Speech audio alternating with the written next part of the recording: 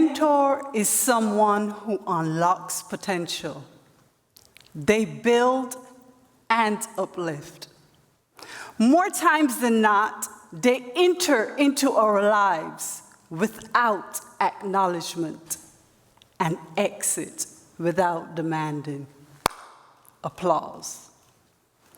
Prior, I might have said, I've never had a mentor. And perhaps I would be right, given the fact that those who have been instrumental in my life might prefer or refer to themselves by other titles. Friend, spiritual teacher, professor, muse, perhaps even lover. All strategically placed into my life by whom I believe to be a benevolent creator to help design the person standing before us today.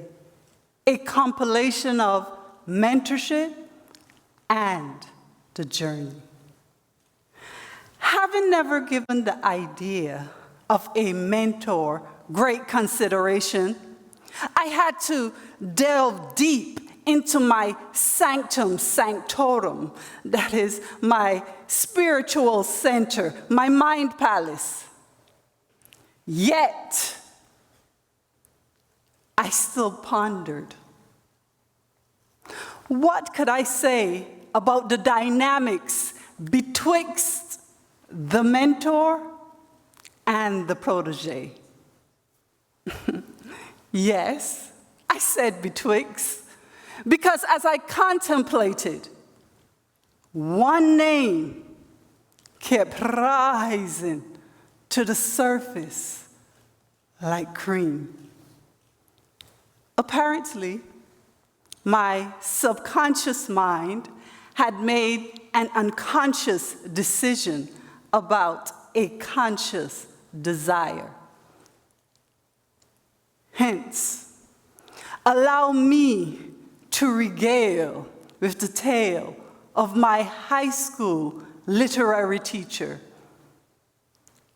Let's call him Mr. Underwood. The man who plucked me from between the pages of Little Women and brought me to the stages with the bard of Stratford-upon-Avon to embody Hamlet. To be or not to be, that is the question. Whether it is nobler in the mind to suffer the slings, the arrows of outrageous fortunes, or to take arms against a sea of troubles, and by opposing end them, to die, to sleep no more. One of William Shakespeare's most famous soliloquies, Act 3, Scene 1 of Hamlet. Mr. Underwood was an older gentleman, a chain smoker, a Marlboro man. Nothing that I've ever said to him was seen as nonsense. I could speak what was in my heart and what was on my mind without any judgment, whether we were inside of the class or out. My success and education were to the utmost paramount.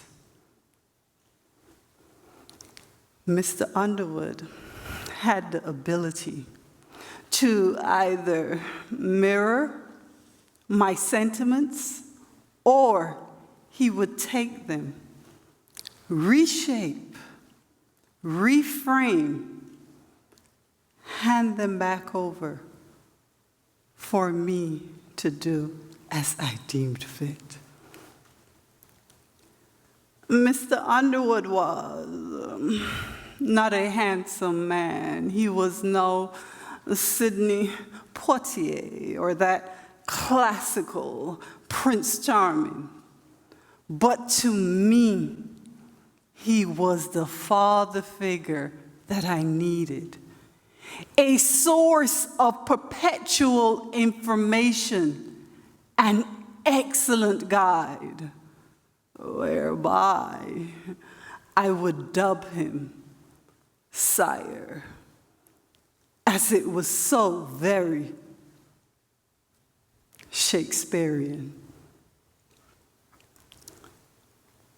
By the time I met Mr. Underwood, admittedly, I was already deeply rooted and embedded in my love for literature. Nonetheless, he would introduce me to so many writers, books, authors from all over the world. They were like bouquets of flowers, beautiful, radiant, helping to expound upon my ideas and ideologies, helping me to enhance my viewpoint of the world as a whole. Great works by Chinua Achebe, Nigeria, George Lamming, Barbados, and from Great Britain, Emily Brontë and the phenomenal Geoffrey Chaucer. I may not a na more than a mad. Go through the window, Jack a fool. A Miller's Tale. Good times. But as we know, all good things must come to an end. It was the summer after I graduated. I hadn't given much thought as to whether Mr. Underwood and I would still communicate. When one day, my telephone rang. Yes, I said telephone. It was the 90s. Mr. Underwood was on the other line. I was both surprised and excited. Did I have more to learn?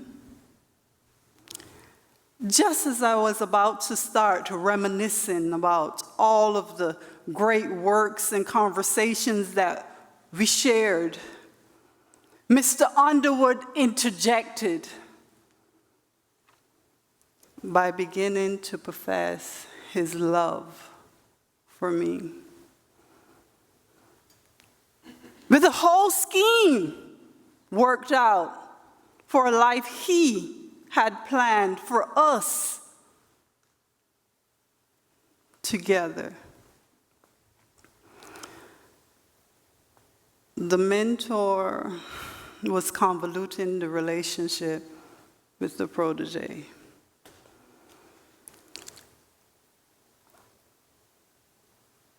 I was at a loss for words. My mother, on the other hand, she was not. She snatched the phone away from me, gave Mr. Underwood a few choice words that I will not inundate you with, advised him never to call our house again. Then she introduced him to dial tone. That was that. Frankly speaking, I was not salted by the experience. Call it youthful resilience, or that I, the protege, saw that she was now equal and ready to surpass. the teacher. Needless to say, Mr. Underwood did have one more lesson to teach.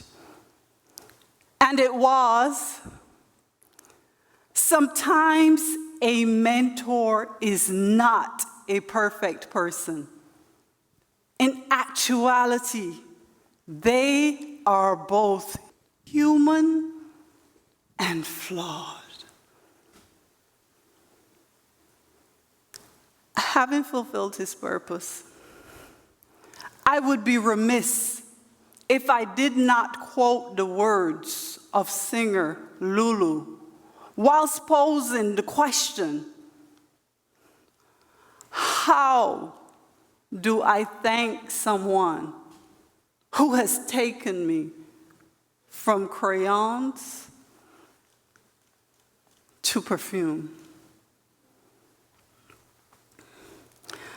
Unfortunately, the situation turned to myrrh, which, as we know, is a bitter perfume.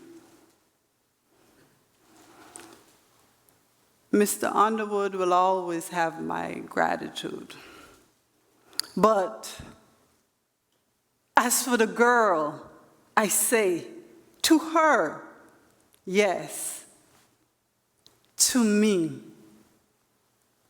with love.